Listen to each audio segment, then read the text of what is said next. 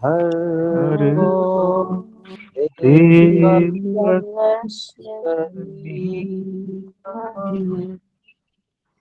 धियो यो नः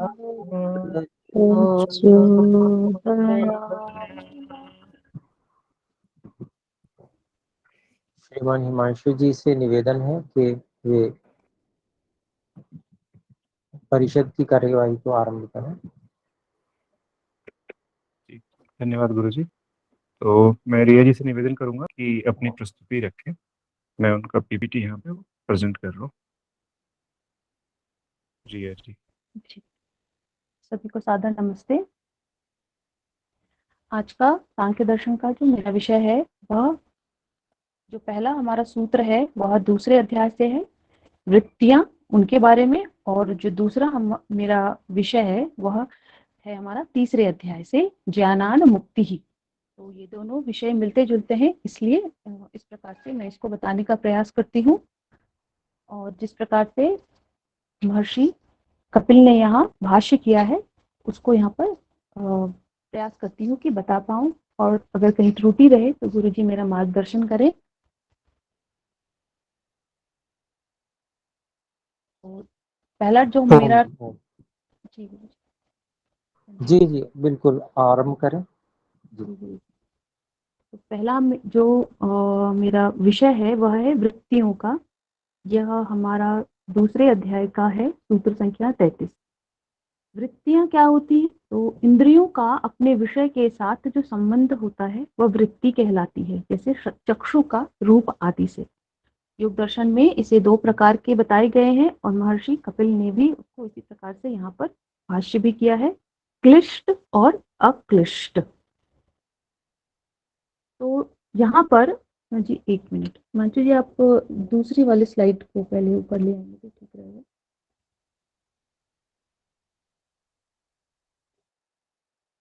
जी धन्यवाद। तो क्लिष्ट और अक्लिष्ट।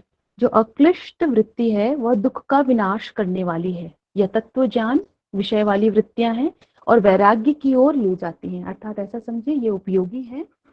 और जो क्लिष्ट वृत्तियां हैं वे दुख की उत्पादक हैं, ये संसार की ओर ले जाने वाली हैं, बंधन राग द्वेष की ओर प्रवृत्त कराने वाली हैं। और क्लिष्ट वृत्तियों को 5 प्रकार से यहाँ बताया गया है। प्रमाण अर्थात इंद्रियों के द्वारा सीधा सीधा संबंध होने से उस विषय के बारे में जो ग्रहण होता है, प्रमाण वृत्ति। विपर्यय मिथ्या ज्ञान को कहते हैं। विकल्प जो संभव नहीं लेकिन विकल्प से मान लिया जाए, ऐसी क्लिष्ट वृत्ति विकल्प वृत्ति है। निद्रा अभाव प्रतीति के विषय के बारे में जो चित्त वृत्ति है वह निद्रा है। और स्मृति जो पहले कभी अनुभव किए हुए विषय का फिर से उभर आना, स्मृति चित्त वृत्ति है। तो इनके बारे में भाष्य करते हुए महर्षि कपिल कहते हैं, इन क्लिष्ट वृत्तियों के हट जाने पर भौतिक वस्तुओं से संबंध छूट जाता है और जीवात्मा अपने यथार्थ स्वरूप का अनुभव करता है। ईश्वर से संबंध जुड़ जाता है और अपने शुद्ध स्वरूप को प्राप्त करता है।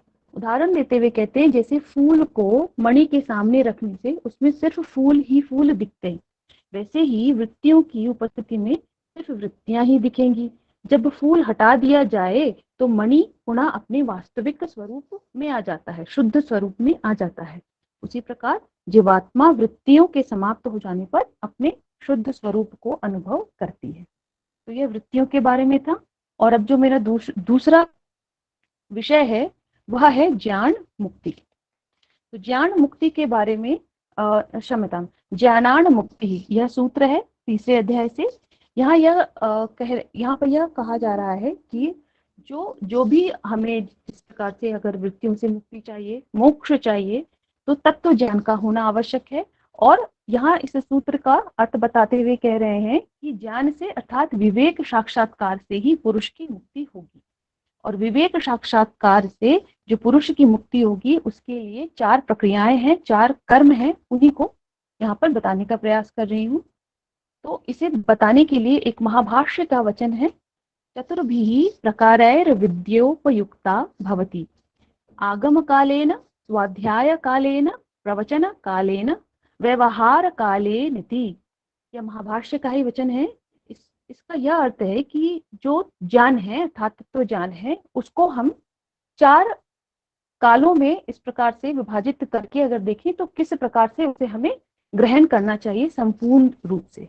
तो पहला है आगम काल, जिसमें मनुष्य पढ़ने पढ़ाने वाले से अर्थात आचार्य या गुरुजनों से सावधान होकर ध्यान देकर विद्या को ग्रहण करे, ज्ञान को ग्रहण करे।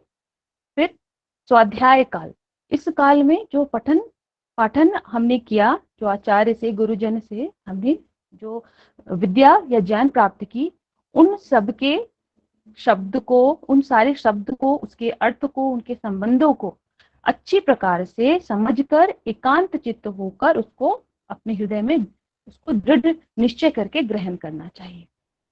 तीसरा है प्रवचन काल, इसमें हमें जिस विद्या को, जिस ज्ञान को हमने दृढ़ निश्चय किया उसे प्रेम से उस विद्या को दूसरे को भी पढ़ाना चाहिए, बताना चाहिए। और चौथा है व्यवहार काल, यहाँ पर कहा जा रहा है कि जब हमने उस तत्विद्या को ग्रहण कर लिया, उस विद्या को ठीक ठीक से सिद्ध करने के लिए वैसा ही आचरण करना चाहिए, अर्थात वैसे ही व्यवहार में भी लाना चाहिए। इन्हीं 4 काल में जिस प्रकार से विद्या को ग्रहण करने की या ज्ञान को प्राप्त करने की का मार्ग बताया है, उसी प्रकार 4 कर्म बताए गए हैं ज्ञान को प्राप्त करने के लिए, जो इसे हम पर्यायवाची भी कह सकते हैं। श्रवण, मनन, निधिध्यासन और साक्षात्कार। श्रवण, जिसमें कि हम अपने आत्मा, जिसमें कि आत्मा मन के और मन श्रोत्र इंद्रियों के साथ यथावत युक्त करके आचार्यगण से के मुख से जो जो हमने सुनी उसके अर्थ और संबंध को प्रकाशित करके उसे मन में और मन से आत्मा में एकत्र करना चाहिए। मनन यानी भी अभी हमने सुना समझा, उस सबको अपनी आत्मा में एकत्र किया, उसको बिल्कुल एकांत चित्त होकर उस पर विचार करना चाहिए, उसके अर्थ को, उसके सारे संबंध को, और यह भी देखना चाहिए कि प्रयोजन की सिद्धि किस प्रकार से हो रही है और उसके ना होने पे या होने पर कहीं कोई हानि तो है कि।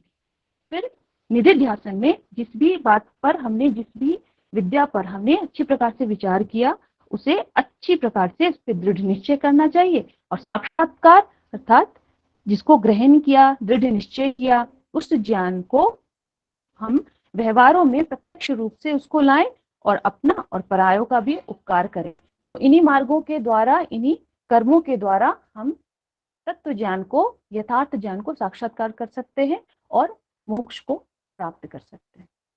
तो यहीं पे मेरा ये दोनों विषय समाप्त होता है। धन्यवाद।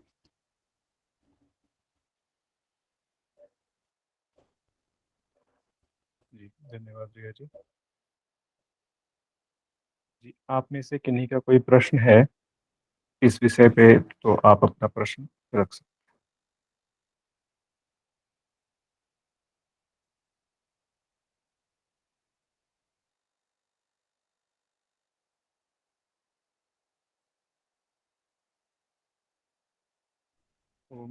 जी गुरु जी, तो फिर आगे की कार्रवाई जी जी करें। बिल्कुल, बहुत अच्छा आपने समझाया। और भी अ, अब आप से निवेदन है कि हिमांशु जी आप अपने विषय को रखें।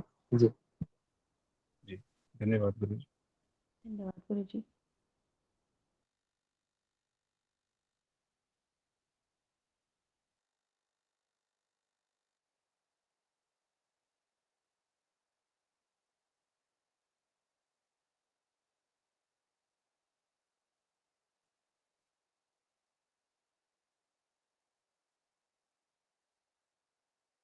जी, सभी को सादर नमस्ते।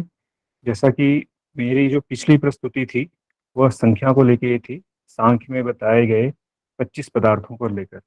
और इस बार हम तीसरे अध्याय के 37वें सूत्र से 37, 38 और 39वें सूत्र से, और जो संख्या बताई गई है इस शास्त्र में प्रत्यय सर्ग, बुद्धि सर्ग इत्यादि को लेकर, और क्यों इसे षष्ठी तंत्र भी कहा जाता है, उस पर मैं प्रस्तुति करने जा रहा हूँ। तो 37वां सूत्र कहता है विपर्यय भेदा पंच। विपर्यय के 5 भेद हैं। तो जैसा हम देख रहे हैं, तम, मोह, महामोह, तामिश्र और अंधतामिश्र। तम को अविद्या कहते हैं, मोह को अस्मिता, महामोह को राग, तामिस्र को द्वेष, अंधतामिस्र को अभिनिवेश। तो तम या अविद्या किसे कहते हैं? अनित्य को नित्य, अशुद्ध को शुद्ध, दुख को सुख, चेतन को जड़, और इसके विपरीत अर्थात नित्य को अनित्य, शुद्ध को अशुद्ध, सुख को दुख और जड़ को चेतन समझना, यह अविद्या या तम कहलाता है। मोह या अस्मिता, जो देह और बुद्धि जो भोग के साधन है, इस जड़ पदार्थ को चेतन समझना, इसको आत्मा मानना, इसे अस्मिता कहा गया है, मोह कहा गया है। क्योंकि बहुत बार जब हम अपने शरीर को ही स्वयं मान लेते हैं कि जो है सो ये शरीर ही है, इसे ही हम अपने आप को समझने लगते हैं, इसे ही आत्मा समझ लेते हैं कि जो ये शरीर अगर कुछ हो गया तो हम नहीं रहेंगे, इस शरीर को ही जब हम अपने आप को समझ लेते हैं, उसे ही अस्मिता मोह कहा गया है। फिर महामोह राग, अनुकूलता में राग और प्रतिकूलता में द्वेष, इसे ही महामोह और तामिस्र कहा गया है। महामोह राग को कहा गया और तामिस्र द्वेष को कहा गया है। फिर है अंध तामिस अभिनिवेश, यह जो अनुभूति रहती है कि कहीं ऐसा हो कि मेरी मृत्यु ना हो जाए, मैं ही ना रहूं, मैं सदा रहूं, यह जो अंदर की जो अनुभूति है, इसे ही अभिनिवेश कहा गया है। इसके आगे यह जो विपर्य के भेद हैं, ये जो विपर्य ज्ञान है, अर्थात ज्ञान के विपरीत जो है, इससे जो है 28 आसक्तियां होती हैं। इनको सूत्र में कहा गया है आसक्ति ही अष्टविंशति तू, अर्थात जो आसक्ति हैं वो 28 होती हैं और तू कह के इस पे जो है जोर दिया गया है। तो 28 आसक्तियां कौन सी हैं? इसमें 11 आसक्तियां जो है वह इंद्रियों के चलते होती है। 11 इंद्रियां, 5 ज्ञान इंद्रियां, 5 कर्म इंद्रियां और 11वां मन, और 9 तुष्टियां बताई गई है, इसको भी हम आगे देखते हैं, और 8 सिद्धियां। तो इन 11 और 9 20 और 8 28, इन 28 आसक्तियों के बारे में अभी हम चर्चा करेंगे। और उसके बाद इन 9 तुष्टियां जो है, इसे आध्यात्मिक तुष्टि और बाह्य तुष्टि के रूप में विभाजित किया जाता है। तो 11 इंद्रियां जो हैं, ये तो स्पष्ट है कि जो उस इंद्रियों में द्वेष से जो अज्ञान उत्पन्न होगा, उसे हम इंद्रियों से संबंधित आसक्तियां कहेंगे। मैं इसको एक बार शीघ्रता से बोल देता हूँ। जैसे यदि घ्राण से संबंधित है तो वो अजिघ्रता, रसनवध से संबंधित है तो सुप्तिला, चक्षुर्वध से है तो अंधता, त्वग्वध चर्म से संबंधित है तो कुष्ठता, श्रोतवध से है तो बधिरता। अब कर्म इंद्रियों पे चलते हैं। वाग वाणी से संबंधित मूकता, हाथ से संबंधित कुणिता, पाद से संबंधित पंगुता, पायुवध से संबंधित गुदावत्ता, उपस्थवध से संबंधित क्लीवता, और मनोवध से जो संबंधित है उसे उन्माद कहा गया है। तो ये 11 आसक्तियां इंद्रियों से संबंधित है।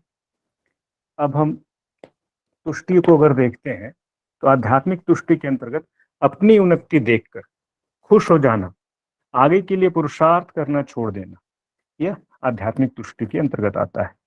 और फिर इसके अलग अलग भेद हैं। प्रकृति से संबंधित उसे अनंब कहते हैं, उपादानवध से संबंधित असलील कहते हैं, कालवध अनोघ, भाग्यवध अवृष्टि, अर्जनो परमवध से अपार, रक्षणो परमवध से असुपार, क्षयो परमवध से अपार पार अथवा अपारावार, अतृप्त यु परमवध अनुत्तमाम्ब, हिंसो परमवध अनुत्तमाम। इसको थोड़ा संक्षिप्त में समझने का प्रयास करते हैं। जो इंद्रियों के विषय हैं, उसमें फिर जब हम बाह्य तुष्टि को देखते हैं तो जो इंद्रियों के विषय हैं, रूप रस गंध शब्द स्पर्श आदि, उनमें दोष देखकर उनके प्रति जो घृणा हो जाती है वह बाह्य तुष्टि के अंतर्गत आता है। जैसे कि गंध आदि विषयों में दोष देखकर जो संतुष्टि हो जाती है उसे पारम कहते हैं। जो भोगों के संग दोष दर्शन से जो तुष्टि हो जाती है उसे अनुत्तमम्भु कहते हैं। फिर अगला है रक्षण दोष को देख के जो बाह्य विषयों का संग्रह करना छोड़ देता है उसे सुपार।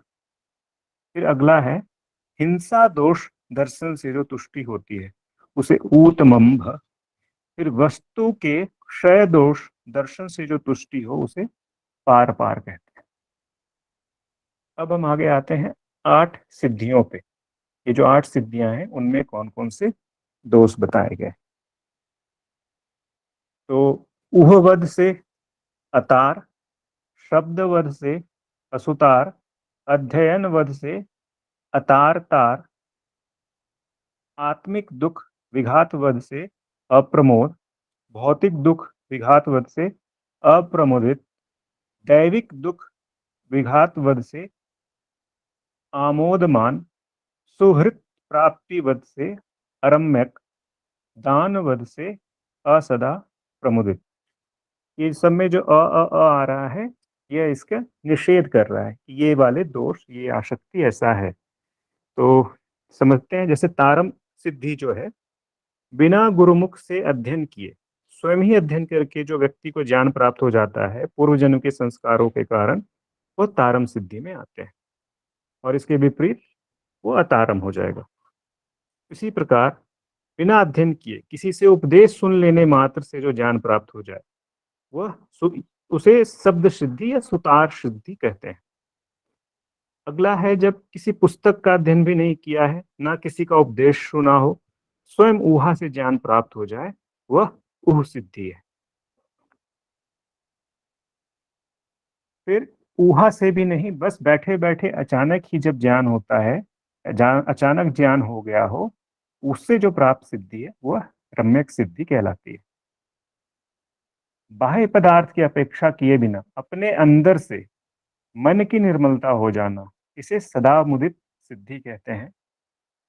बिना किसी विशेष प्रयास के आध्यात्मिक, आधिदैविक तथा आधि भौतिक तीनों दुखों से बचे रहना, यह विमुक्ति सिद्धि के प्रकार है। तो ये जो 8 सिद्धियां बताई थी, इसमें से जो प्रमोद, मुदित, मोदमान जो है, इन्हें विमुक्ति सिद्धि के अंतर्गत रखा गया है। हमने यहाँ पे पहले 25 पदार्थ देखे थे पिछली कक्षा में जो प्रस्तुति थी। आज हमने 5 विपर्य देखे। फिर हमने 9 तुष्टियों के बारे में जाना और 8 सिद्धियों के बारे में जाना। तो 5 विपर्य, 9 तुष्टि और 8 सिद्धि, कुल 22 हो गए। 9 8 17 5 22 और आसक्ति 28। तो इसे मिलाकर ये जो 50 हैं, इन्हें कुछ शास्त्रों में प्रत्यय सर्ग या बुद्धि सर्ग भी कहा गया है। और इन 50 तत्वों के अतिरिक्त आधि भौतिक दृष्टि से प्रथम कहे गए 25 तत्वों का अध्यात्म की दृष्टि से 10 अवस्थाओं में समावेश करके इस रूप में 60 तत्वों का विवेचन सांख्य शास्त्र द्वारा प्रस्तुत किया गया है। इन 10 अवस्थाओं को मौलिक अथवा मूलिक अर्थ कहा जाता है। तो ये 10 कौन से अवस्था हैं? एक तत्व, अर्थवत्व, परार्थ्य, अन्यत्व, अकर्तृत्व, बहुत्व, अस्तित्व, वियोग, योग, स्थिति। इस प्रकार 50 बुद्धि सर्ग, जो 5 9 8 22 और 28 मिला के 50 हुए थे वो, और यह जो 10 मौलिक अर्थ हैं, मिलकर 60 पदार्थों का अध्यात्म दृष्टि से इस शास्त्र में अर्थात सांख्य दर्शन में इसकी विवेचना की गई है। इस आधार पर इसका नाम षष्ठी तंत्र है। जी, ओम। तो इन्हीं शब्दों के साथ ये जो सांख्य दर्शन में जो पदार्थ बताए गए हैं और जो ये प्रत्यय और ज्ञान के बारे में बताया गया है, और इससे जो पिछले प्रस्तुति में मैंने जो 25 पदार्थ के बारे में बताया गया था, उसे लेकर कैसे इसे षष्ठी तंत्र कहा गया है, यही मेरी प्रस्तुति थी। और मैं अपने शब्दों को यहाँ पे विराम देना चाहूंगा। धन्यवाद।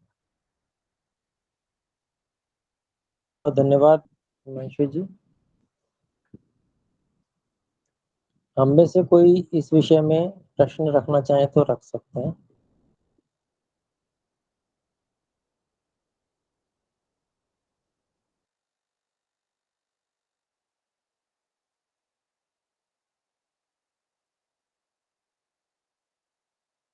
प्रश्न रखने के लिए कृपया अनम्यूट करें और ओम बोलकर अपनी बात को या प्रश्न को रख सकते हैं।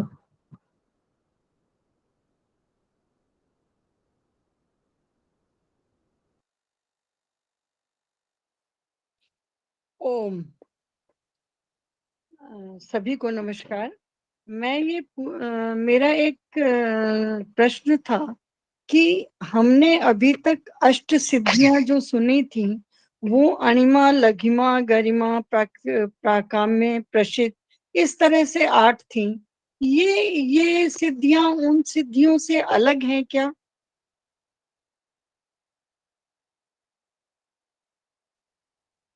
वो जी, मैं थोड़ा सा प्रयास करता हूँ और इसमें मुझे गुरुजी की सहायता चाहिए होगी जी। योग दर्शन में जो 8 सिद्धियां आती है वो तो बिल्कुल वही है जो आपने बताया है, और यह ज्ञान और अज्ञान के स्तर पर जो सिद्धियां प्राप्त होती है वह यह है।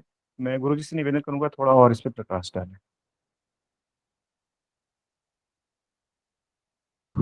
जी ओम जी, जैसे कि हिमांशु जी बता रहे हैं बिल्कुल ठीक है। दृष्टिकोण भेद है और स्थिति भेद है, जिसके कारण से यहाँ दो मत मतलब आ रहे हैं हमारे सामने। एक तो जो योग दर्शन के अनुसार अष्ट सिद्धि है उनकी चर्चा जैसे कि आपने की, और दूसरा प्रकार यहाँ सांख्य दर्शन के अनुसार जो विषय चल रहा था उसके अनुसार है। तो यहाँ पर जो सांख्य दर्शन के अनुसार जो विषय चल रहा था वो उसमें जो विषय है वो जो विपर्य ज्ञान है, विपरीत ज्ञान है, उसके कारण से जो अशक्तियां उत्पन्न हो रही हैं उनके विषय में यहाँ पर विशेष बताया गया है। तो विपर्य ज्ञान से जो अशक्तियां उत्पन्न होती हैं उसको स्वामी ब्रह्म मुनि जी ने यहाँ पर प्रकट किया है। जो हम भाष्य पढ़ते हैं सांख्य दर्शन का वो इस रूप में प्रकट किया है। तो ये क्योंकि वहां पर जो अणिमा, लघिमा आदि सिद्धियां हैं वो योगज सिद्धियां हैं और वो संयम से सिद्ध होती हैं, संयम सिद्ध है वो। तो इस कारण से उनको यहाँ नहीं गिना गया है। वो विषय थोड़ा सा भिन्न हो जाता है, वो संयम का विषय हो जाता है। और वहां पर कहीं अगर हम देखेंगे तो वहां पर भी इस प्रकार से जो विपर्य ज्ञान है वो बाधक हो सकता है, और उस पर भी विचार किया जा सकता है। एक विषय वो भी है, कोई इतनी बड़ी बात नहीं है, उस पर उस तरह से भी विचार किया जा सकता है। परंतु एक जो सीधा सीधा जो हमें अर्थ यहाँ पर मिल रहा है इन अशक्तियों के द्वारा, जो कि सिद्धि के रूप में या असिद्धि के रूप में है, तो वो यहाँ पर थोड़ा सा स्पष्टता से सीधा सीधा संबंध हम विपर्य से जोड़ पा रहे हैं। तो इस कारण से यहाँ पर ये भिन्न प्रकार से यहाँ पर बताया गया। क्या एक एक का सरल अर्थ मतलब मैं जान पाऊंगी? जी अवश्य, मैं निवेदन कर लेता हूँ हिमांशु जी से कि वो कृपया उसको एक एक को थोड़ा धीमे से आराम से एक बता सके तो। जी गुरुजी, मैं प्रयास करता हूँ। जो तार सिद्धि है या जिससे यहाँ पे जो आसक्ति की बात कही जा रही है, अर्थात अतार जब कहेंगे तो ऊहवध, इस सिद्धि के नष्ट होने से या इस सिद्धि के नहीं होने से जो आती है ऊहवध से, वह अतार है। फिर असुतार जो है वह शब्दवध, इसके कारण से जो होती है वह है असुतार। फिर अध्ययन वध से जो होती है वह है अतार तार। फिर आत्मिक दुख विघात, मैं फिर से पढ़ रहा हूं, आत्मिक दुख विघात के वध से जो होती है वह है अप्रमोद। फिर भौतिक दुख विघात वध से जो है वह है अप्रमोदित। फिर दैविक दुख विघात वध से अमोदमान। और सुहृत प्राप्ति वध, इससे है अरम्यक। और दान वध के कारण जो है वह है असदा प्रमुदित। इसको दूसरे शब्दों में भी मैं एक बार समझाने का प्रयास करता हूँ जो हमने पढ़ा है। तारम सिद्धि जो है, बिना गुरुमुख से अध्ययन किए स्वयं ही अध्ययन करके व्यक्ति को ज्ञान प्राप्त हो जाए।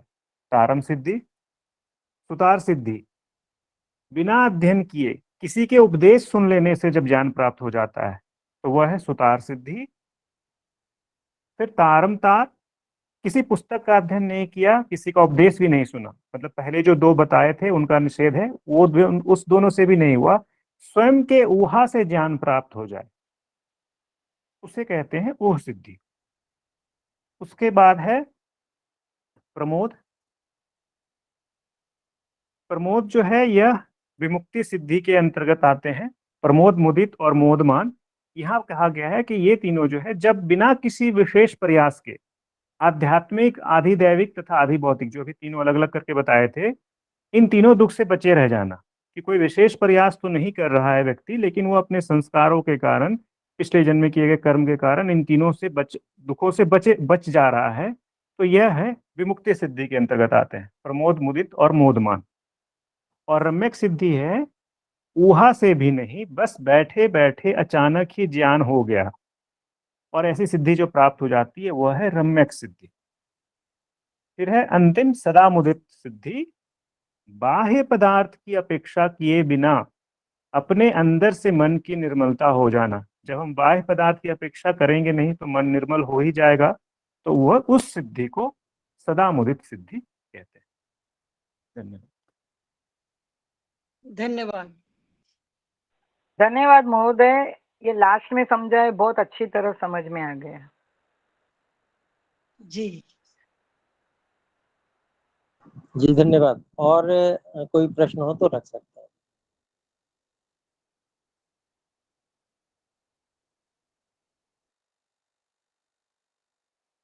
जी रूपल जी। जी, मैं ये जानना चाह रही हूँ, रम्यक के बारे में आपने बताया कि बिना किसी प्रयास के अपने आप ही सिद्धि हो जाती है, तो ये किस तरीके से होगी? कुछ तो मतलब तरीका होना चाहिए कि इस तरीके से होगी, उसका रीजन क्या है कि ऐसे कैसे हो जाती है? जी मैं प्रयास करता हूँ। इसमें एक जगह एक उदाहरण हमने पढ़ा था कि एक कोई ब्रह्मचारी है या सन्यासी है, सन्यासी कहना ठीक नहीं है, कोई ब्रह्मचारी है जिसे भी पूरा ज्ञान नहीं हुआ है, और वह कहीं से जा रहा है और वहां पे एक महिला बैठ के विलाप कर रही है, कोई उसका मर गया है। ना तो उसने उस महिला को देखा, ना उसे उस पता था कि वो व्यक्ति उसका कौन था, लेकिन उस विलाप मात्र से उसे यह ज्ञान हो जाता है कि यह संसार और यह जीवन और यह भोग अंत में दुख की ओर ही ले जाते हैं, इसमें दुख ही है, और इस दुख से मुक्ति का एकमात्र मार्ग मोक्ष है। तो ना तो उसे किसी ने उपदेश किया, ना तो उसे उसने किसी पुस्तक को पढ़ा, और ना किसी गुरुमुख से सुना, तो यह उसके पूर्व जन्म के संस्कार है। संस्कार क्या होता है? जो भी हम कर्म करते हैं, जो भी हम सुनते हैं, पांचों इंद्रियों से जो भी वृत्ति हमारे चित्त पे बनती है वो संस्कार है। तो शरीर छूट जाएगा, लेकिन यह आत्मा और यह चित्त तो हमारे साथ इस पूरे सृष्टि में रहने वाला है। तो हो सकता है मेरी यात्रा अभी पूरी ना हो, फिर अगले जन्म में तो मेरी मेरी यही आत्मा इसी चित्त के साथ में और रहूंगा। तो यह जो ज्ञान मुझे भी प्राप्त हो रहा है, हो सकता है उसमें बिना पुस्तक पढ़े मुझे ज्ञान हो जाए और मैं संन्यास और वैराग्य की तरफ अधिक शीघ्रता से प्रेरित हो सकूं। तो उसे मैं रम्यक सिद्धि समझता हूँ। और यही रीजन है कि लोग जो वृद्धावस्था में भी हैं, जिनकी अवस्था अधिक भी है, वह अंतिम समय तक भी पढ़ते हैं, जिन्हें इस बात का ज्ञान है, क्योंकि विद्या और संस्कार हमारे साथ हमारे कर्मों की तरह आगे जाने वाली है। धन्यवाद।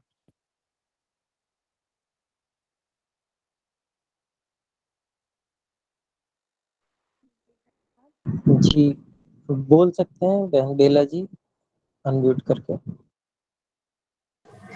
जी ओम। प्रश्न तो नहीं है मेरा, लेकिन हिमांशु जी और रिया जी ने और हिमांशु जी ने जो 2 बार समझाने का प्रयास किया है, बहुत ही सुंदर, बहुत उत्कृष्ट विधि से समझाया। मेरे लिए काफी नई है ये चीजें, लेकिन सरलता से बताया, उसके लिए साधुवाद है और बहुत बहुत धन्यवाद। बस इतना ही कहना चाहती थी। धन्यवाद महोदया, बहुत बहुत धन्यवाद। धन्यवाद मैम।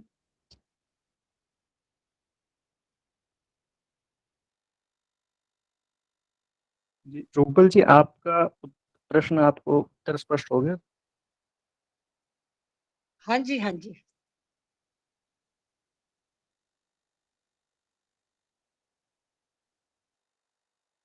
जी रूपल जी बताएं। जी हाँ, हो गया है और उसमें आपने बता दिया है। और एक चीज़ जिसमें फिर वापस आपने जब बताया तो प्रश्न उठा कि आत्मा के साथ चित्त किस तरीके से हमारे मतलब वो जड़ होता है, आत्मा चेतन होती है, तो यात्रा किस तरह से होती है इसके बारे में अगर कुछ बता पाए। आवाज बहुत कम है डॉक्टर रूपल जी। जी गुरु जी, मैंने सुन लिया। इनका प्रश्न है कि जो मैंने बताया कि चित्त जो है वो आगे जाएगा, तो आत्मा चेतन है और चित्त जड़ है, तो यह कैसे संभव हो पाता है, यह इनका प्रश्न है। जी मैं प्रयास करता हूँ। यह जो शास्त्रों में जो हमें ऋषि से विद्या प्राप्त है, उनसे हमें यह पता चलता है कि जो हमें चित्त, अर्थात चित्त चित्त कहना उचित नहीं रहेगा, जो हमें सूक्ष्म शरीर मिला है, वह सृष्टि पर्यंत, जब तक ये सृष्टि है तब तक इसी आत्मा के साथ रहती है। प्रलय के बाद दूसरी सृष्टि में फिर नया सूक्ष्म शरीर मिलता है। तो जो लोग इस बात को जानते हैं कि आत्मा के साथ सूक्ष्म शरीर भी यही रहता है, और सूक्ष्म शरीर सभी जीवों का एक जैसा है, तो जहाँ आत्मा जाती है हमारा यही सूक्ष्म शरीर हमारे साथ रहता है। तो वो जड़ है, इससे यहाँ पे कोई फर्क नहीं पड़ता है, आत्मा के साथ सूक्ष्म शरीर भी जाती है। हम इसे ये भी कह सकते हैं क्या कि ये हमारे कर्म है जो हमारी आत्मा के साथ यात्रा करते हैं और उस सूक्ष्म शरीर को बनाने में सहायक होते हैं।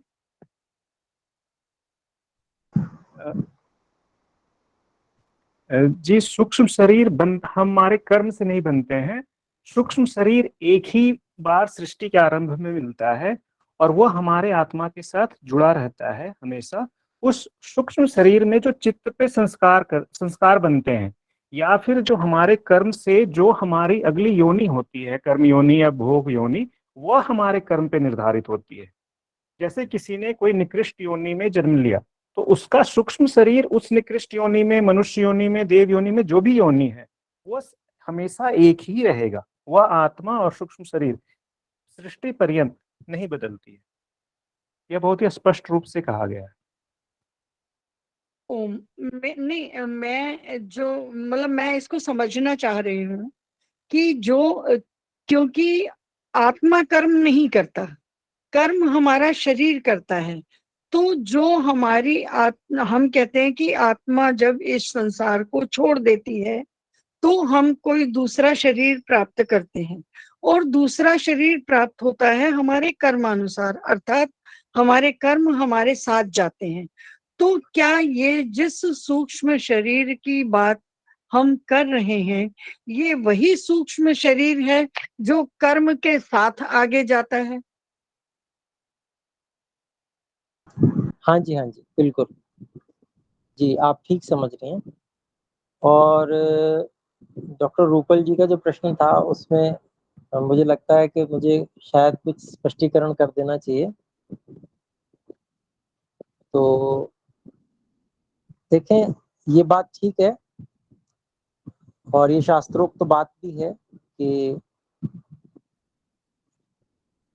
ये जो सूक्ष्म शरीर है वो ईश्वर सृष्टि के समय देते हैं, और जब तक या तो प्रलय नहीं हो जाती या मुक्ति नहीं हो जाती, इन दोनों में से जो पहले होता है तब ये सूक्ष्म शरीर नष्ट होता है या नष्ट किया जाता है ईश्वर के द्वारा, ऐसा कह लें। तो ये स्थिति रहती है। तो इसमें मुख्य जो डॉक्टर रूपल जी का प्रश्न था वो कारण जानना चाहती थी कि ये क्यों जुड़ा रहता है। तो इसमें एक तो सीधा सा उत्तर वो है कि ईश्वर की व्यवस्था है, और ईश्वर की व्यवस्था भी इसलिए है, उसके में भी कारण है, वो हमें ये समझना चाहिए कि हमारी जो इच्छा है वो हमारी इच्छा संसार से जुड़ी रहती है। जब हम कर्म करते हैं, जन्म होता है, मृत्यु पर्यंत हमारी इच्छा संसार से, सांसारिकता से जुड़ी रहती है, यह उस सूक्ष्म शरीर के हमसे जुड़े रहने में मुख्य कारण है। अगर हमारी इच्छा, हमको अगर तत्व ज्ञान हो जाए और हमें समझ में आ जाए कि ये इच्छा करने ही योग्य नहीं है, तो निश्चित रूप से ईश्वर सूक्ष्म शरीर को हमसे छुड़ा देंगे, अर्थात हम मुक्ति में चले जाएंगे। अभिप्राय ये है कि वो सबसे प्रमुख कारण हम ही हैं उसमें, कि हम अभी समझ नहीं पाए, हम अभी तत्व ज्ञान कर नहीं पाए, अभी हम मिथ्या ज्ञान से युक्त हैं। उसी कारण से हमारी इच्छाएं संसार के लिए बनी हुई हैं। तो संसार के लिए जब तक वो इच्छाएं बनी हुई हैं, तब तक ये जो सूक्ष्म शरीर या चित्त है या बुद्धि है, इन सब का अधिकार लागू होता है हमारी इच्छाओं के कारण से। हमारी इच्छाएं जब तत्व ज्ञान के कारण से बदल जाती हैं, हम सही सही देखने लगते हैं और समझने लगते हैं कि ये संसार नहीं चाहिए, अगला जन्म नहीं चाहिए, ये बिल्कुल ठीक ठीक, बिल्कुल आंतरिक स्तर तक ये बात समझ में आ जाती है। उसके बाद में कोई कारण ही नहीं बचता कि फिर सूक्ष्म शरीर आगे जावे, और ईश्वर भी उसको फिर आगे हमारे साथ नहीं भेजते हैं, वो नष्ट होता है, मुक्ति में हम लोग जाते हैं। तो ये अभिप्राय है।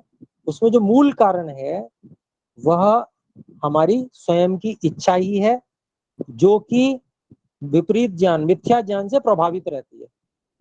हमारे ही जो हमने बनाए ही संस्कार हैं, अपने ही बनाए संस्कार हैं, कुसंस्कार कह लें हम, वो जो हमने बना रखे हैं, उसके कारण से, उनके प्रभाव के कारण से हमारी इच्छा संसार के प्रति ही बनी रहती है।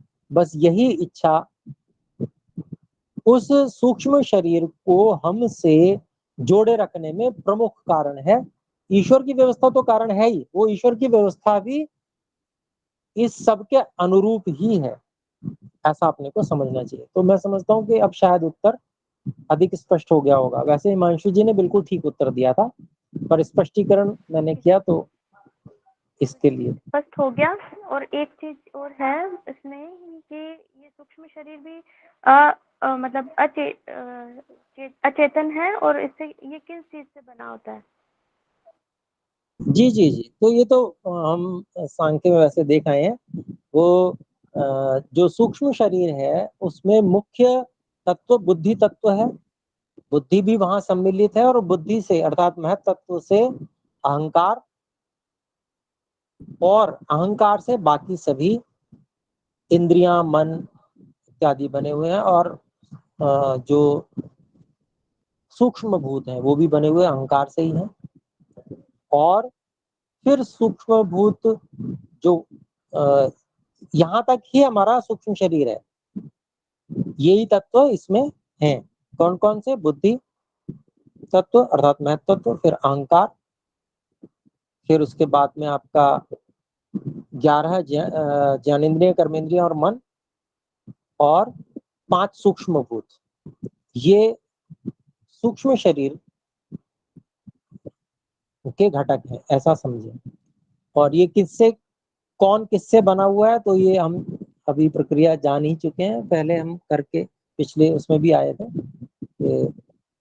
सत्वरज तम की साम्यावस्था से बुद्धि तत्व तैयार होता है, साम्यावस्था से जब हट जाती है साम्यावस्था, तो उसके बाद में सारी प्रक्रिया हम जानते हैं। तो ये इन तत्वों का समूह है जो अभी मैंने गिनाए। ठीक है डॉक्टर रोपल जी? जी गुरुजी, स्पष्ट हो गया है। ये भी क्लियर हो गया है कि पहले मतलब ये जानकारी में था कि जैसे पता नहीं था कि आत्मा है जो कहते हैं कि वो प्रेतात्मा इस तरह से भटकती है, तो वो सूक्ष्म शरीर होता है उसमें। वो तो भौतिक शरीर नष्ट हो जाता है और सूक्ष्म शरीर भटकता रहता है। तो जी, वो सूक्ष्म शरीर हाँ, को इसके विषय में हाँ, स्पष्टीकरण ये है कि भटकने वाली स्थिति नहीं हो सकती है, वो संभव नहीं है। जो लोग कहते हैं वो सत्य बात नहीं है। वो ये है कि जो हम अपनी स्वतंत्रता से जो कार्य कर सकते हैं, वो स्थूल शरीर के साथ में ही कर सकते हैं। अगर हम भटकना चाहेंगे तो स्थूल शरीर के साथ भटक सकते हैं। स्थूल शरीर नहीं है तो फिर हम भटक नहीं सकते। हमारे पास में कोई विकल्प नहीं है, ऑप्शन नहीं है, हम ईश्वर की व्यवस्था में ही रहेंगे। क्योंकि ज्ञान की अवस्था अर्थात अनुभूति की अवस्था स्थूल शरीर के साथ ही रहती है, और स्थूल शरीर समाप्त हो जाता है तो फिर अनुभूति की अवस्था रह ही नहीं पाती। तो ये अपने आप को समझना चाहिए, क्योंकि उसका एक उदाहरण जैसे दिया जाता है कि जब आप तो वैसे भी डॉक्टर हैं तो आपको जानकारी होगी, एनेस्थीसिया दे दिया जाता है तो उसके बाद में जब स्थूल शरीर से संपर्क कट जाता है अंदर का, तो ये तक अनुभूति नहीं रहती है कि समय बीत गया, समय बीतने तक की अनुभूति नहीं रहती। तो इस कारण से अपने लोग ये समझते हैं कि ईश्वर की व्यवस्था रहती है, वहां हमारे पास में कोई भटकने का ऑप्शन नहीं है, हमारे या किसी भी आत्मा के पास में। तो जो लोग ये कहते हैं वे लोग किसी ना किसी या तो अंधविश्वास में फंसे हुए होते हैं, या वो विपरीत ज्ञान में है, उनको तत्व ज्ञान नहीं है, वास्तविकता का ज्ञान है। तो मैं समझता हूँ अधिक स्पष्टीकरण हो चुका होगा इस विषय में। जी गुरुजी, स्पष्ट हो गया है। हरिओम, मैं कुछ कहना चाहती हूँ कि हमने जब मनुस्मृति पढ़ी थी तो उसमें ये बताया गया था कि जब कोई व्यक्ति इस शरीर को त्याग देता है यहाँ, तो उसकी स्थिति वही होती है कि जैसे हम बस में चढ़ते हैं कि हमारा एक पैर यहाँ होता है, एक पैर दूसरी जगह पे होता है, 2 सेकंड के लिए हम हवा में होते हैं और फिर हम अपने दूसरे गंतव्य में होते हैं। ठीक इसी तरह आत्मा की स्थिति है कि वो सूक्ष्म शरीर के यहाँ से स्थूल शरीर को छोड़ती है और अपने नए शरीर को अपने कर्मानुसार धारण करती है। तो भटकने की स्थिति तो है ही नहीं। जी जी बिल्कुल। और इसमें हम सभी चीजों में एक बात ये जोड़ लें कि ईश्वर की व्यवस्था में रहते हैं।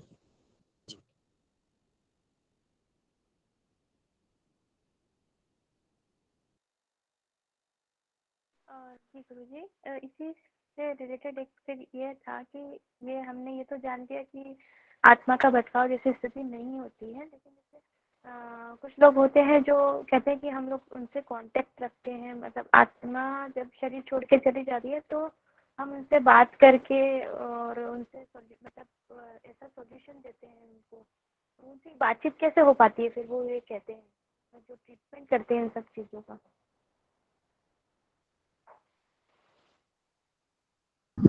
ओम जी, देखिए वो सब मानसिक स्थितियां हैं, वो वास्तव में उन्हीं से बात हो रही है, इस बात का क्या प्रमाण दे सकते हैं वे? कोई भी नहीं दे सकता, मैं समझता हूँ। तो वो मानसिक स्थितियां हैं। हमारा मन जो है ना बहुत बड़ा शक्तिशाली है, बहुत अधिक शक्तिशाली। तो मन के माध्यम से और बहुत सारा अनेक स्थितियों में ज्ञान विज्ञान भी होता है। तो वो मन की कल्पनाएं भी होती हैं, कल्पनाओं के आधार पर भी बहुत कुछ ज्ञान विज्ञान होता है। तो वो सारी की सारी स्थितियां उस रूप में होती हैं। मन की शक्ति स्वयं में बहुत अधिक है, और तत्क्षण दूर से दूर की बात को भी मन के माध्यम से जाना जा सकता है, समझा जा सकता है। कल्पना भी अपने आप में बहुत बड़ी शक्ति है। तो इस सब चीज को जो लोग जानते हैं वे लोग इस विषय में संशय नहीं रखते। तो ये बात मुख्य यही है कि उन लोगों को इस बात की भ्रांति रहती है कि वास्तव में वो किसी और आत्मा से संपर्क में है। वास्तव में वो किसी से संपर्क में नहीं होते हैं, और इस बात का कोई प्रमाण भी नहीं हो सकता। तो इस कारण से जो वास्तविकता है वो मन की शक्तियों पर ही आधारित है, और उन मन की शक्तियों के कारण से ऐसा सब कुछ समझ में आता है। जी ठीक है, मुझे मैं स्पष्ट हो जी गया। हल्का सा इसमें एक थोड़ा सा ऐड करना चाहूँगी क्वेश्चन कि मैंने जो पूछा था वो जो सफ़र करता उसके बारे में नहीं, जो ट्रीटमेंट लोग देते हैं कि हमने इनसे बात करके फिर उनसे सोल्यूशन देते हैं। दूसरे लोग जो हीलर जिनको बोलते हैं ना, वो लोग कहते हैं कि हम किसी भी आत्मा से कांटेक्ट कर सकते हैं, हमें पता है कि यहाँ पे आई है और ये यहाँ पे रह रही है, और फिर उसको काउंसलिंग करके देते हैं तो वो चली भी जाती है। इस तरह से जो हीलर होते हैं उनके लिए मैं पूछ रही थी। जी, देखिए वो भी जो करते हैं वो मानसिक प्रभाव लाने के लिए करते हैं, जिसका ट्रीटमेंट वो कर रहे होते हैं। उनके ऊपर मानसिक प्रभाव लाने के लिए इस प्रकार से वो बातें कहते हैं। तो ये कहना अलग होता है और वास्तविकता कुछ और होती है। वास्तविकता में ऐसा नहीं होता है। और वास्तविकता में अगर कोई यूँ कहना चाहता है कि नहीं ये वास्तविकता में ही है, तो फिर उसका कुछ न कुछ प्रमाण होना चाहिए। वो प्रमाण वो नहीं दे सकते, संभव नहीं है उनके लिए।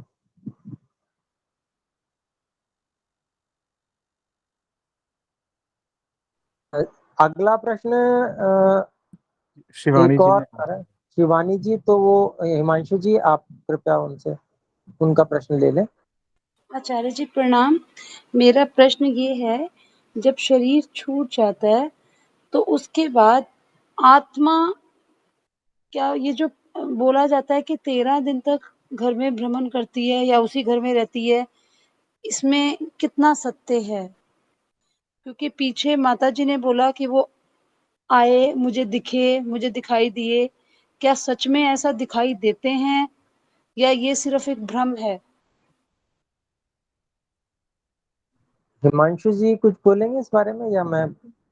जी गुरु जी, मैं जहाँ तक मैं जानता हूँ मैं उत्तर रखता हूँ, और उसके बाद जो कमी रहती है थोड़ा आप सहायता करें। जी। ये जो 13 दिन है, इस 13 दिन का कोई प्रमाण नहीं है, लेकिन 13 शब्द का प्रमाण एक वेद में आता है। मुझे भी ध्यान नहीं है, लेकिन शायद ऋग्वेद में है। आत्मा के गति के बारे में कुछ 13 कहा गया है। वो 13 दिन है, 13 वर्ष है, ये नहीं पता है, ये नहीं लिखा गया है कहीं। क्योंकि आत्मा जब शरीर छोड़ेगी तो उसका दो ही गति होना है, या तो वो उसे मुक्ति प्राप्त होगा, या फिर वो अपने कर्मों के अनुसार दूसरा शरीर का धारण करेगी। तो अब रही बात कि किसी को वहां पे कोई दिखता है या घर में भटकना, तो भटकने के लिए, दिखने के लिए हमें स्थूल शरीर की आवश्यकता होती है। जिसके पास स्थूल शरीर ही नहीं है, वो चीज ना दिख सकती है ना वो बोल सकती है। जब वो उसके पास वो इंद्रियां ही नहीं है, जिस तो आप उसको देखेंगे कैसे, जब उसमें वो स्थूलभूत चीज है ही नहीं जिससे कि शरीर बनता है। तो हम उसको देख नहीं सकते। अगर हम उस चीज को देखने लग गए जो सूक्ष्म भूत से बना है, तब तो हम योगी से भी बहुत आगे पहुंच जाएंगे। लेकिन अब बात है कि लोगों को कोई क्यों दिखा या क्या दिखा, तो ये जो अभी गुरुजी बता रहे थे कि मानसिक स्थिति। जब कोई आदमी अगर आप अपनी आंख पे उंगली दबा के देखें तो आपके सामने जो भी वस्तु है वो आपको एक की जगह दो दिख सकती है।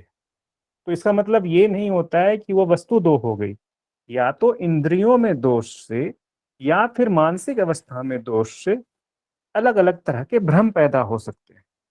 लेकिन जो एक बार आत्मा ने स्थूल शरीर को छोड़ दिया और स्थूल शरीर नष्ट हो गया, तो ना उसे देखा जा सकता है ना उसे सुना जा सकता है। कि सुनेंगे कैसे जब उसमें से वो ध्वनि आएगी ही नहीं। उनके पास जब जिह्वा है ही नहीं तो वो ध्वनि निकालेंगे कैसे?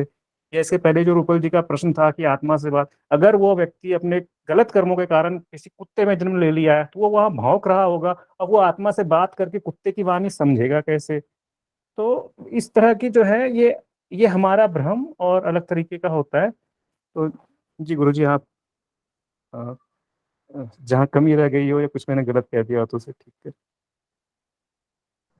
ये नहीं, ठीक ही है आपकी बात। यहाँ पर जो अभी तक हमें प्रमाण दिखे हैं, मिले हैं, उसमें दो प्रकार से बताया जाता है। एक ईश्वर की व्यवस्था कि तुरंत ही जन्म मिलता है, जितनी देर में एक पत्ता खाने वाला कीड़ा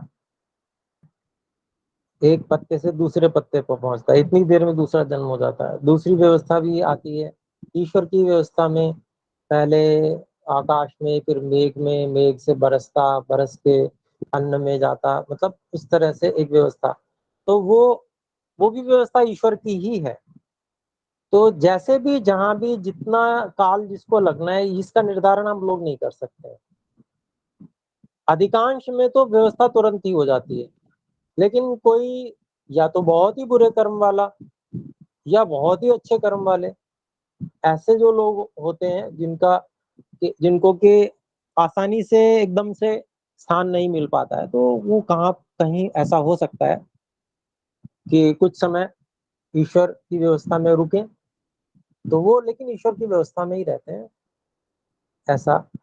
तो यहाँ जो 13 दिन की जो प्रचलित है वो महर्षि दयानंद सरस्वती जी ने बिल्कुल ही उसको निषेध किया है कि वो 13 दिन नहीं, बल्कि तीसरे दिन जो है वो शुद्धि का यज्ञ हो जाना चाहिए और सभी कार्यों को कर लेना चाहिए।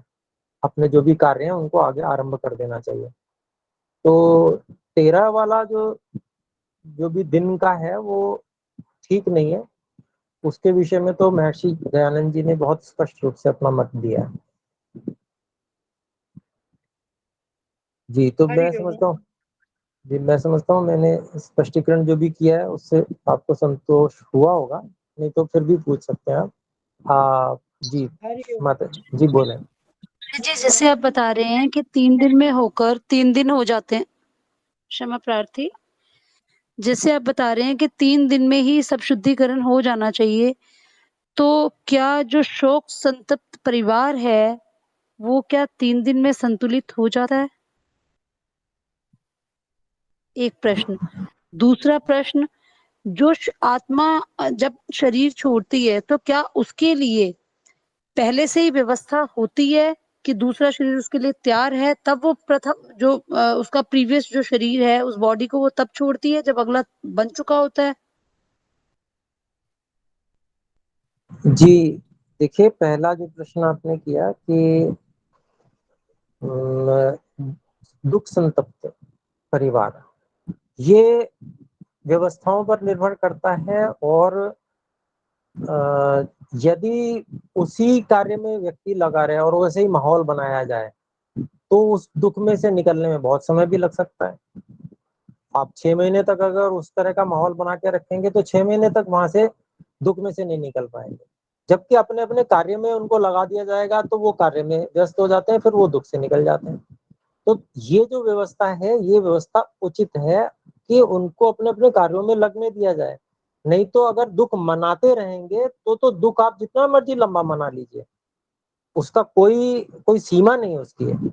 तो ये मुख्य कर्तव्य होता है कि उस परिवार को जो दुख हुआ है उसको नए कर्म करके नए कर्मों में लगाकर उसको उस दुख से उबारा जाए, इसलिए ये व्यवस्था है। दूसरा जो आपने प्रश्न किया कि व्यवस्था पहले से, तो देखिए व्यवस्था पहले से नहीं, हम लोग ऐसा समझते हैं जैसा हम हैं ऐसे ही ईश्वर है, तो इस कारण से ये शंका होती है।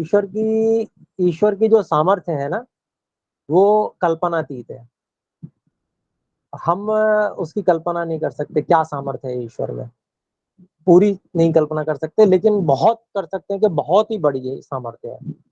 तो ईश्वर की व्यवस्था है और उसमें जो व्यवस्था वास्तव में है वो पहले से तैयार बुद्धि संगत नहीं है कि शरीर पहले से ही तैयार हो। वैसी जो कर्म, क्योंकि कर्म अंतिम क्षण तक ही रहते हैं, तो जो भी कर्म जैसे भी इच्छा उस समय उसकी बनी और जो उसके कर्म है वो सारा का सारा हिसाब किताब ईश्वर के पास में। उसके अनुसार जो माता पिता जिस स्तर के होंगे और वो संयोग कर रहे होंगे संतान के लिए, वहां पर जो संयोग होगा उस संयोग में ईश्वर आत्मा को भेजेंगे, जहां पर भी उसकी उपयुक्तता होगी। इसका हम पूरा निर्धारण नहीं कर सकते हैं, परंतु ये तो सुनिश्चित है कि कम से कम 9 महीने का समय तो अगले जन्म के लिए लगेगा ही लगेगा, अगर मनुष्य जन्म मिल रहा है तो। और जो जैसी योनियां होती हो उसमें जो व्यवस्था हो उसके विषय में हम सोच सकते हैं। कीड़े का जन्म तो शायद जल्दी भी हो जाता हो, परंतु मनुष्य का जन्म तो 9 महीने में होता है। तो इसका अभिप्राय ये हुआ कि गर्भ स्थापन के बाद भी 9 महीने के बाद 10 महीने संतान होने में लगते हैं। तो संयोग के बाद में 10 महीने सामान्य समय है कि जिस समय में आगे का जन्म होगा। तो ये तो हम मान के चले, शरीर पहले से तैयार है तब नहीं, बल्कि जब संयोग होता है रजवीर्य का, वो समय होता है वहां जीवात्मा को पहुंचने का। उसी के बाद में वृद्धि प्रारंभ हो सकती है। अगर जीवात्मा वहां नहीं है तो वृद्धि भी आरंभ नहीं हो सकती। जी मैं समझता हूँ कि कुछ स्पष्टीकरण हुआ होगा। जी आचार्य जी, धन्यवाद। आचार्य जी, अभी हाल में ही मेरे पिताजी का स्वर्गवास हुआ है और हमने 13 दिन का, जैसे कहते हैं कि यज्ञ रखा था, और प्रातः और सायं दोनों समय का यज्ञ चल रहा है। तो क्या हमसे गलती हो गई? ये नहीं होना चाहिए था? जैसे आप देखिए कह रहे ये हो कि 3 दिन में जी ही कर देना चाहिए था, तो अब यज्ञ कर शुरू कर दिया, प्रारंभ हो गया, और 13वीं की जैसे कहते हैं कि सब वो शांति सभा रखी है, तो क्या चौथे दिन रखनी चाहिए? वो 13 दिन की नहीं होनी चाहिए? जी जी बिल्कुल, ये बात तो सिद्ध है और ऋषियों की संगत भी है कि वो महर्षि दयानंद जी भी इस बात को मानते हैं कि 3 दिन के बाद में शुद्धि यज्ञ करके और सभी को अपने अपने कार्यों में लग जाना चाहिए। तो यद्यपि देखिए यज्ञ करना तो हर समय में जरूरी है, वो तो प्रतिदिन प्रातः सायं हर आर्य को करना ही चाहिए। तो यज्ञ करते रहे उसमें कोई बात नहीं है, लेकिन अपने अपने कार्यों में भी लगे, क्योंकि जब तक हम उसमें उसी में लगे रहेंगे, उसी वातावरण में रहेंगे और उसी के शोक मनाते रहेंगे, तो हम दुख से अलग नहीं हो पाएंगे। देखिए ये तो शरीर का पूरा होना है ना, ये तो एक स्वाभाविक सत्य है, ये सभी के साथ होना है, और शरीर नश्वर है ये हम सब जानते हैं। तो उसको हमको प्रैक्टिकल में भी लाना चाहिए। और देखिए ये वास्तविकता है, कोई भी सदा नहीं रहा इस संसार में, तो उसको अपने लोगों को स्वीकार करना चाहिए, हृदयंगम करना चाहिए, आर्यों को तो विशेष रूप से। और इस बात को कि मान लीजिए जो हमारे पूर्वज हैं उनके जो उत्तम जो मार्ग है उन मार्गों को हम न छोड़ें, और इसी में उनकी श्रद्धांजलि रहती है। उनके प्रति श्रद्धांजलि इसी बात में है कि जो उनके बताया मार्ग है, उत्तम मार्ग है, उसमें अपने लोगों को चलना चाहिए, उत्तम कर्मों में लग जाना चाहिए, यही श्रद्धांजलि विशेष है। जी, तो मैं निवेदन करूंगा कि समय हो रहा है, अंतिम है, तो एक हाथ हाँ जी। 2 हाथ खड़े हुए हैं, तो जल्दी से अपना प्रश्न रख सकते हैं। जी जी आचार्य जी, मैं क्षमा चाहूंगी धृष्टता के लिए कि यदि 4 दिन में हमारे यहाँ हम सब समेट देना चाहिए, तो फिर जो सपिंडी कर्म होता है वो 10वें दिन से पहले क्यों नहीं करते? यही मानकर नहीं करते हैं कि 10वें दिन से पहले यदि, और ये लोग बताते भी हैं कि यदि 10वें दिन से पहले किया जाए तो जहां वो नया जन्म ले रहा है वहां गर्भपात हो जाता है। सपिंडी कर्म 10वें दिन के बाद ही होता है, और उसको करने के बाद जब हम घर पे आते हैं तब हम 11वें या 13वें दिन शांति करते हैं। ऐसा कर्म कांड में विधान है, और सनातन धर्म में सपिंडी कर्म अवश्य किया जाता है। कृपया इस पे प्रकाश डालें के। जी देखिए, मेरी जानकारी जितनी है उसके अनुसार जितने भी कार्य हैं वो सारे के सारे 3 दिन में समाप्त कर लिए जाते हैं। और एक बात मैं आपसे निवेदन ये करना चाहूंगा कि देखिए हम ये सोच रहे हैं कि कहीं हम जो दिवंगत आत्मा है उसके अगले जन्म में भी कहीं हम जिम्मेदार हैं। तो ये जिम्मेदारी अपने लोगों को नहीं निभानी चाहिए, ये ईश्वर के ऊपर ही छोड़ देना चाहिए कि ईश्वर उनको कैसी व्यवस्था देंगे, कहाँ गर्भपात होगा नहीं होगा, ये सब विषय हमारे सोचने के नहीं है। अगर कुछ लोग इसको भी सोचते हैं तो मैं समझता हूँ कि वे स्वतंत्र हैं, परंतु एक सामान्य बात ये है, अपने को समझनी चाहिए कि ईश्वर की शक्ति पे, ईश्वर की व्यवस्था पर, ईश्वर के सारे जो भी उनका है उस पे हमको पूरा विश्वास रख के चलना चाहिए। हम अपनी असामर्थ्य, अपनी जो हमारे अंदर जो ज्ञान की न्यूनता है, अल्पज्ञता है, उसको भी अपने लोगों को समझना चाहिए।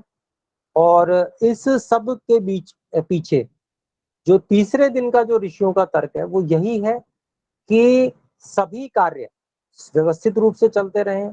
आप कल्पना कीजिए कितने सारी विसंगतियां वहां पर आती हैं, जहां पर 13 दिन के लोग करते हैं, वो उनका भोजन तक नहीं बनता है, और बहुत बड़ी समस्याएं, बहुत सारी समस्याएं वहां पर रहती हैं, और उसमें वो परिवार 13 दिन तक क्या, उसके बाद भी शायद उस दुख का अभ्यासी हो जाता है। तो वो सब जो भी है, देखिए ये बहुत ज़्यादा मैं नहीं चाहूँगा कि इस विषय पे बहुत ज़्यादा हम चलें, बहुत ज़्यादा इस विषय पे, क्योंकि ये विषय हमारा सांख्य दर्शन का भी नहीं है, ये अलग से चर्चा करने योग्य है। तो मैं सामान्य रूप से कुछ बातें मैंने आपके सामने रख दी, और अगर आपको नहीं इस विषय में हम लोगों से या हमारे मत से अगर आपको भिन्न मत है तो कोई बात नहीं, आप रख सकते हैं। मैं केवल मैंने एक पक्ष आपके सामने रखा, विचार कीजिए, कोई ज़रूरी नहीं है कि अभी ही सारी बातें समझ में आवे। तो मैं समझता हूँ समय अधिक हो गया। एक बात डॉक्टर रूपल जी आप रखना चाहें? हाँ जी, बस यही जानना चाह रही थी गुरुजी कि जैसे आपने बताया उसके हिसाब से तो फिर आत्मा फर्स्ट डे से ही मतलब आ जाती है शरीर में जब कंसेप्शन होता है, ना कि वो कहते हैं ना कि 3 महीने जब गुजर जाते हैं तब आत्मा प्रवेश करती है, तो ऐसा कुछ नहीं है क्या?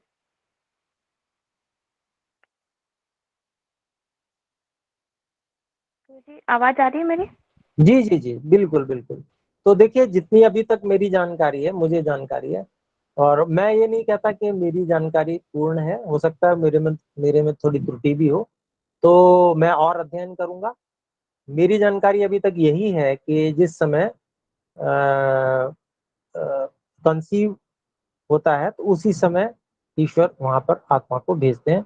मेरी जानकारी अभी तक इतनी ही है।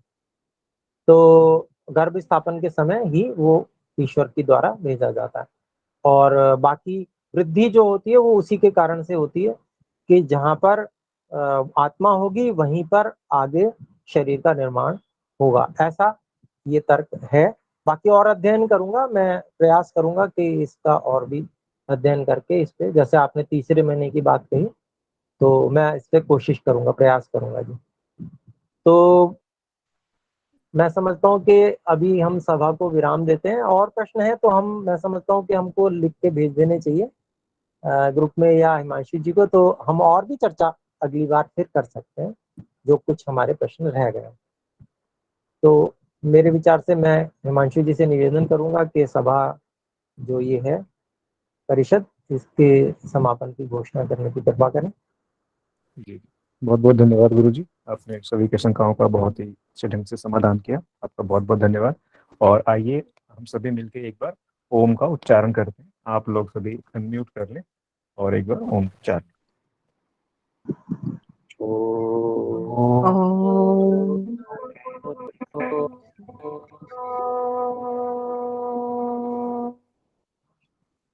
सभी को सादर नमस्ते। नमस्ते सभी को गुरुजी। सादर नमस्ते जी। नमस्ते, बहुत जी। बहुत